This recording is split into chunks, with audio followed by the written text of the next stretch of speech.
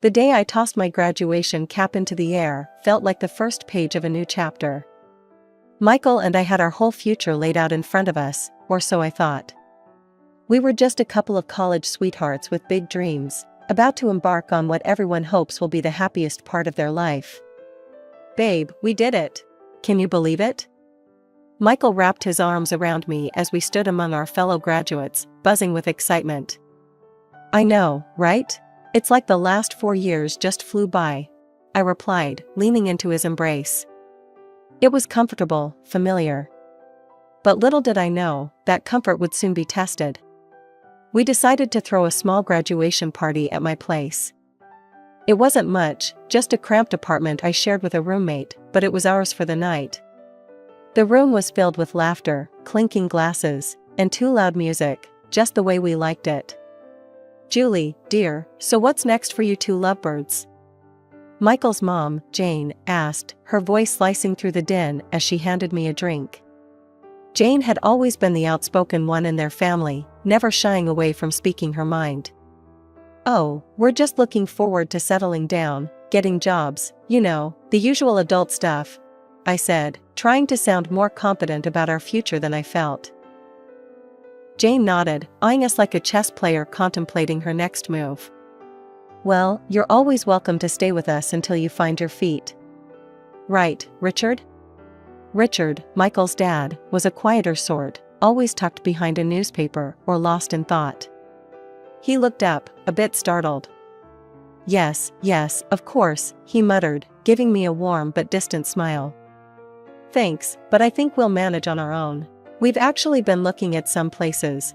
Michael chimed in, his hand finding mine and giving it a reassuring squeeze. The night went on, the future seemed bright, and for a moment, everything felt just right.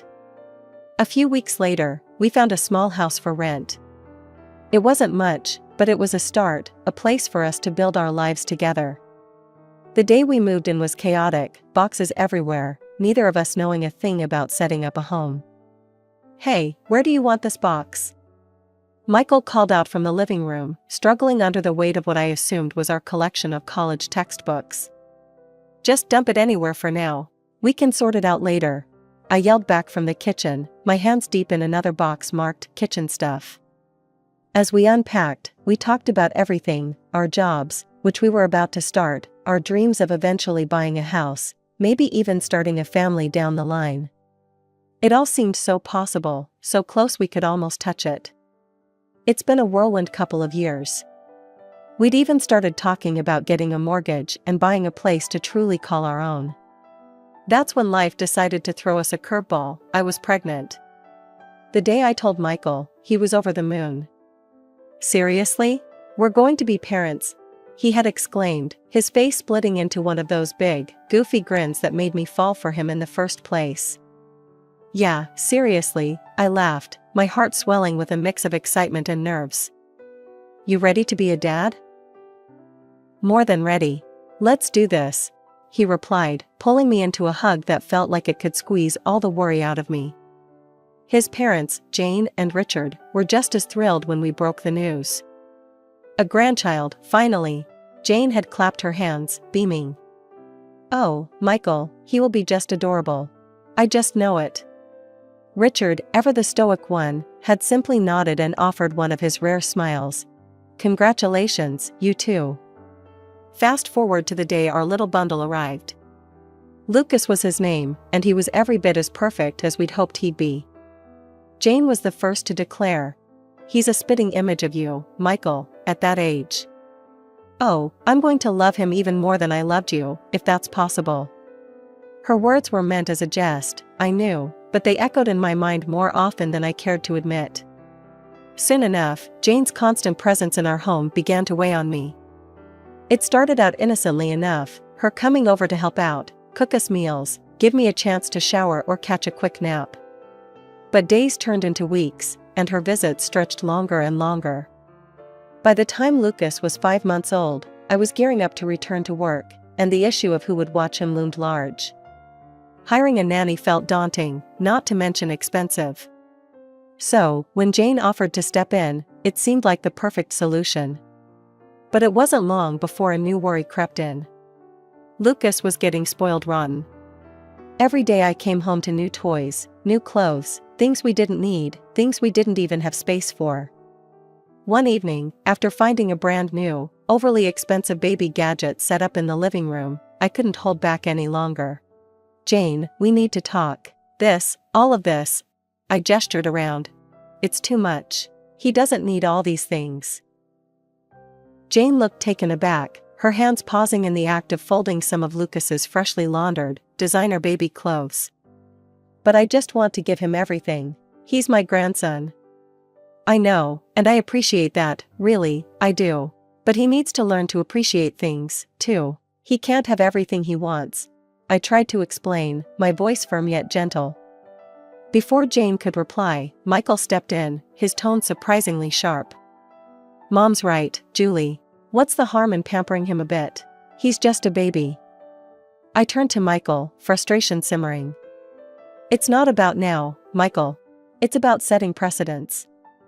About him growing up thinking he can have anything he wants." The conversation ended there, but the issue didn't. I lay awake that night, wondering if I was being too harsh, or if I was just trying to be the kind of mom I thought I should be. After we moved into our new house, a dream fulfilled by a tight budget and a hefty mortgage, life took on a semblance of normalcy, or so I thought. Our little Lucas was now a bubbly, toddling 1-year-old, filling the house with his laughter and the pitter-patter of tiny feet. Just as we were adjusting to being homeowners and the financial strains it brought, life decided to throw another curveball my way. I was pregnant again. That evening, after dinner, Lucas playing at our feet, I broached the subject. "Michael, I have something amazing to tell you. I'm pregnant again." My voice was shaky, teetering between nervousness and excitement. Michael's face, however, didn't mirror my enthusiasm. It fell, his brow furrowing deeply as he processed the news. "What? Now? Julie, you know this isn't good timing. We're barely managing as it is with the mortgage and everything. This might not be the best idea." The words he didn't say hung heavily between us. "Get rid of it." I felt sick to my stomach, not from the pregnancy, but from his implied suggestion. His parents were even less supportive. When we told them, hoping for some words of encouragement or even excitement, Jane was quick to express her disapproval. "Julie, one child is enough to give everything to. Lucas needs all the resources we can provide. Another child might just stretch things too thin," Jane lectured, her tone final, as if she'd just passed down a law. "I don't believe that's true," I countered, feeling a surge of protectiveness. "Many families have more than one child. We can adjust and manage. It's not about resources, it's about love." Michael interjected, siding with his mother. "Mom's right, Julie. Think about what's best for Lucas. Maybe it's not the right time for another baby." But my mind was made up. "I'm having this baby, Michael, with or without your support," I declared, a resolve stealing within me that I hadn't known I possessed. The months that followed were tense and cold. Michael's disappointment turned into resentment that neither of us knew how to navigate. When our daughter Mia was born, he wasn't by my side. He didn't even come to the hospital. Returning home with Mia, cradling her in my arms while managing the door keys, was one of the loneliest moments of my life. At home, Jane's attitude was frostier than ever. She barely glanced at Mia, her granddaughter, choosing instead to focus all her attention on Lucas. "Let me take Lucas for some time. You'll have your hands full with the baby," she offered, her voice devoid of warmth. After a moment's hesitation, I agreed. It would be easier to adjust at home with Mia without Lucas needing my immediate attention. But handing Lucas over to Jane felt like I was splitting my heart in two. The days turned into weeks, and Michael's visits home became fewer and farther between. He often stayed at his mother's, avoiding the responsibility of dealing with Mia or our strained relationship. When Mia turned 1, Lucas returned from staying with his grandparents. He had been away for what felt like forever, and I thought his coming back would bring some normalcy back to our fractured home. I couldn't have been more wrong. Lucas had changed. The little boy who left was not the boy who came back. He had become demanding, defiant, and, frankly, spoiled rotten. It was clear Jane and Michael had doted on him to the extreme, exacerbating the disparity between how my children were treated. Mia, in stark contrast, had grown quiet and self-contained, accustomed to receiving far less attention than her brother. One afternoon, the tension that had been building up spilled over. I was in the kitchen, preparing snacks for the kids, when I heard a scuffle from the living room followed by Mia's cry. Rushing in, I saw Lucas standing over Mia, a smug look on his face, while she sobbed on the floor. "Lucas, why would you push your sister? That's not okay," I exclaimed, pulling Mia into my arms to comfort her. Lucas's face twisted into a scowl. "She took my toy.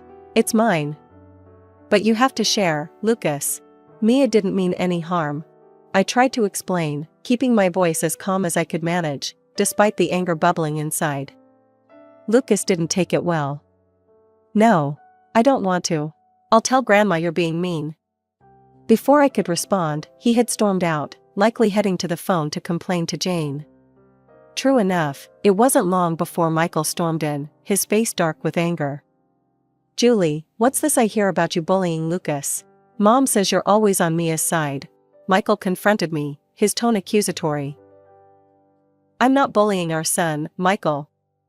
I'm trying to teach him to be kind to his sister." He pushed Mia.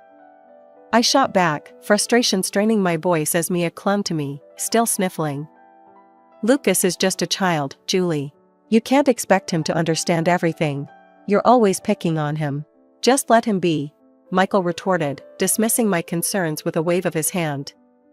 The conversation ended with Michael walking away, leaving me to soothe Mia and simmer in my own unresolved anger and sadness.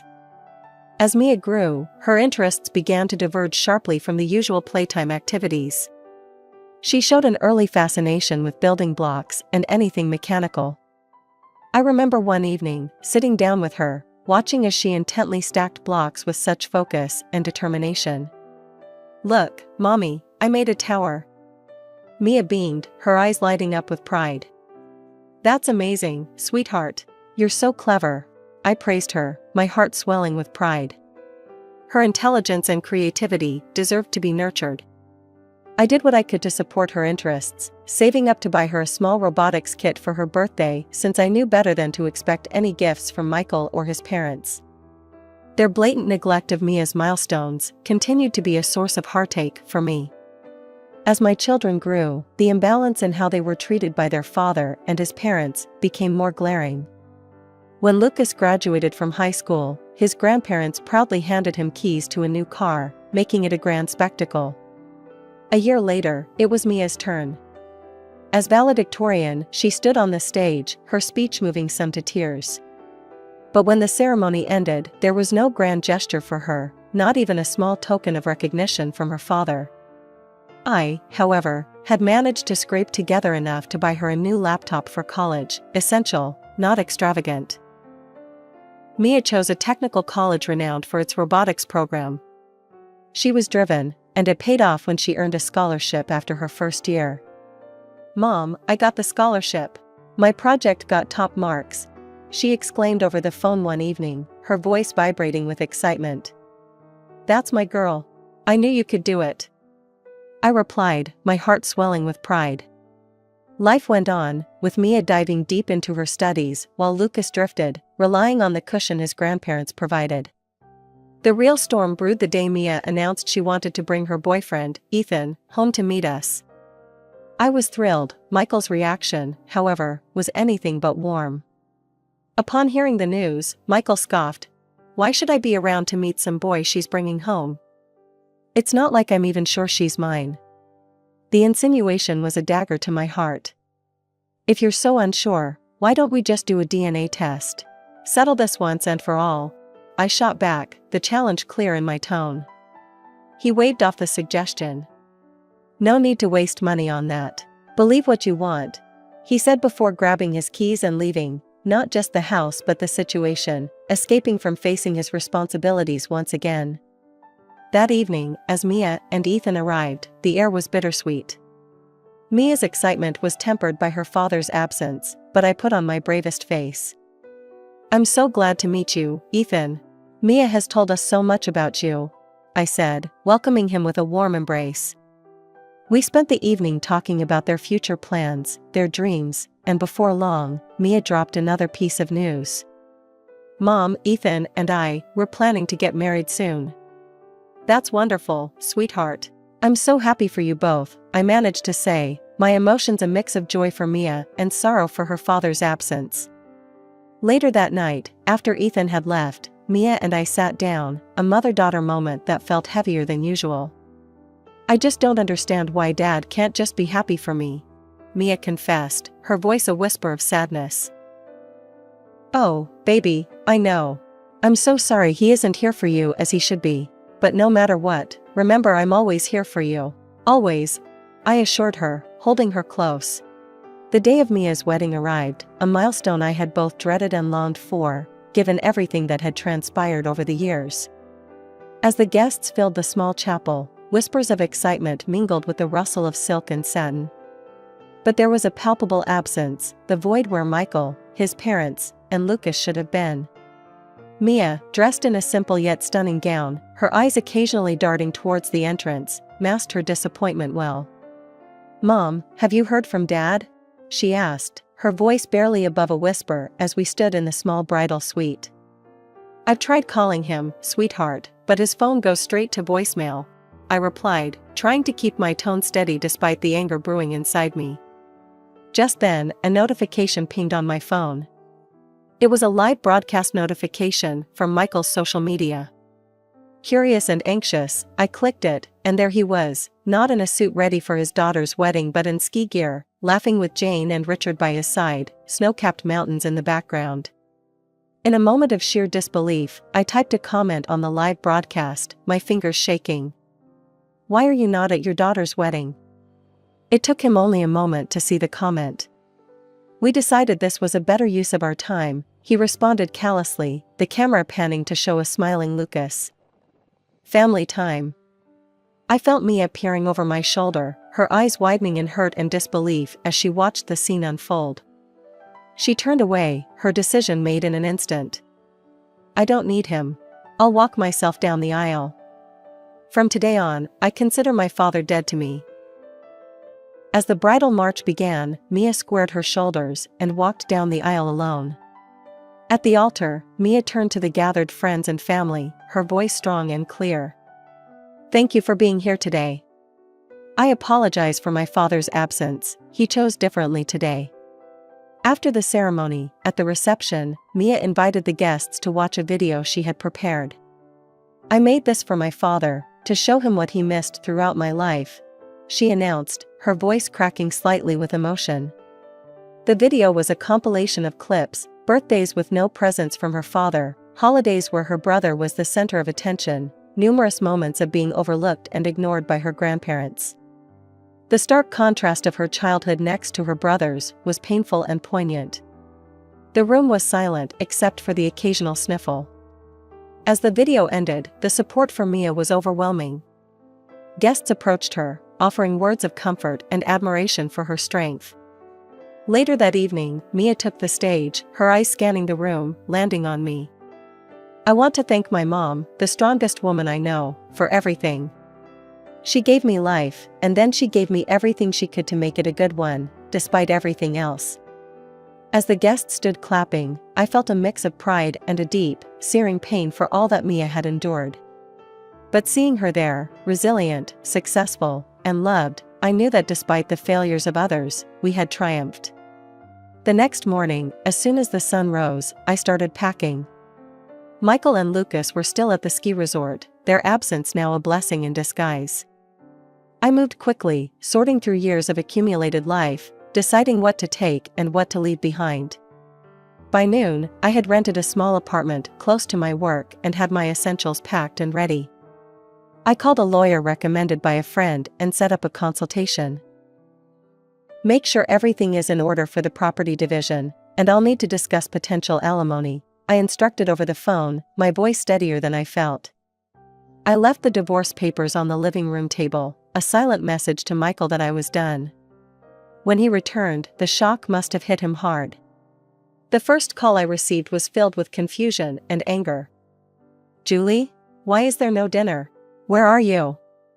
His voice was demanding, expecting the routine that had governed our lives for so long. "I'm not coming back, Michael. I've filed for divorce. You'll find the papers on the table," I replied, my voice calm, devoid of the emotion that once would have made me tremble. "What? Are you a moron? You can't do this, Julie. You need to come back and discuss this," he blustered, his voice a mix of incredulity and fury. "There's nothing to discuss. I'm done, Michael. I hope you find what you're looking for," I said before hanging up, cutting off any further argument. The divorce proceedings were tough. Michael fought against the terms, but the law was on my side. I received half the value of our house and sufficient alimony to compensate for the salary disparity between us. It wasn't just a financial win, it was my freedom, hard-earned and overdue. Meanwhile, Mia's achievements added a brighter note to my transition. She had joined a prestigious scientific laboratory soon after her graduation, where her talent and hard work had quickly been recognized. She called me one evening, her voice bubbling over with excitement. "Mom, I got it. The award I applied for, $1 million for my work on bionic prostheses. We're going to revolutionize the way we help amputees," Mia explained, her enthusiasm infectious. "That's amazing, Mia. I'm so proud of you," I responded, my heart swelling with pride. With the award money, Mia and her husband bought a beautiful house, a place they could call their own and start anew, just as I was doing in my small apartment. The afternoon sun was setting, casting long shadows across the lush backyard of Mia's new house as we sat on her deck, sipping lemonade and discussing her latest projects. It was a peaceful scene, a stark contrast to the tumult of our past. I cherished these moments, seeing my daughter thrive in her own space, a testament to her resilience and hard work. My phone buzzed, slicing through the calm. The caller ID showed Michael's number, a name that now seemed to belong to a distant, unpleasant past. I hesitated, then answered, my curiosity piqued. "Julie, I need to talk to you." Michael's voice was strained, desperate. "What is it, Michael?" I asked, my tone guarded. "It's about Lucas. He's gotten himself into a mess, big debts. We've had to sell the house to cover some of it, but it's not enough." I was hoping. "You were hoping what, Michael?" I cut him off, not wanting to drag out his plea. "Well, Mia's got that big award, right? I was thinking maybe she could help her brother out," he stammered, the request hanging between us like a bad smell. I felt a rush of indignation. "You're asking Mia for money? After all this time, that's why you call?" Before I could continue, Mia, who had been listening, took the phone from my hand. "Dad, you're dead to me. Don't call us again. I won't help you or Lucas," she said, her voice icy cold. She hung up the phone and handed it back to me, her hand shaking slightly. I reached out and pulled her into a hug, whispering, "I'm right here, sweetheart. I'm so proud of you." Mia leaned into the embrace, her body tense with the effort of confronting her father. "Thanks, Mom. I can't believe he'd only call for that." The weeks that followed brought a cold silence from Michael's end. Word through the grapevine was that he, along with his parents and Lucas, had moved into a small rented apartment, their finances drained by Lucas's irresponsible behaviors. They were caught in a cycle of debt, their salaries and pensions barely covering the interest payments. As for Lucas, my heart ached for him, despite everything. Our estrangement wasn't what I had wanted, but his choices, influenced by his father and grandparents, had led us down this path. I sometimes wondered if things could have been different, if there was something I could have done to change the course of our relationship. One quiet evening, as Mia and I sat watching an old movie, she turned to me, her eyes thoughtful. "Mom, do you ever regret how things turned out with Lucas?" I paused, considering her question. "I regret that he's in trouble and that he's cut off from us. But we made our choices with the best intentions, Mia. Sometimes, that's all we can do." Our lives had diverged sharply from where I once thought we'd be. Michael and I were worlds apart, not just in distance, but in every way that mattered. Lucas, caught in his own spiral, seemed a universe away. But here with Mia, in her success and stability, in the warmth of the life she'd built, I found a bittersweet peace.